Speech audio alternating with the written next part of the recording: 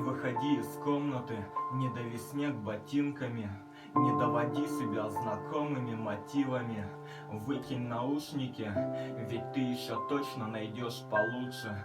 Хоть эти слова и звучат как утешение, для любви мы не более чем мишени, а она для нас не более чем сближение и повод поплакать, когда все закончится. И если так, скажи мне об этом хотя бы за полчаса, чтобы успеть напоследок, сжимая ладонь, окунуться в тебя, ведь потом станет хуже.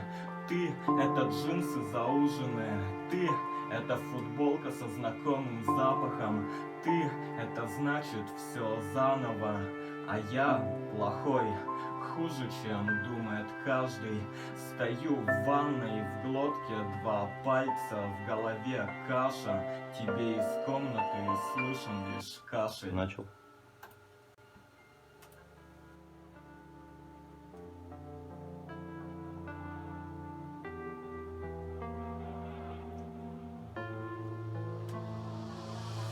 Я забываю, как меня зовут, забываю, где живу, забываю путь к своему дому. Бегу туда, где удобно, где ждут сладости и чай. Я снова слабый и печальный, снова какие-то знаки замечаю. А я хочу гулять по мостам и обсуждать что-то неважное для нас двоих. Но похоже, этой зимой ласты склею, ведь тут лишь бутылка пива, одиночество и опасные выводы.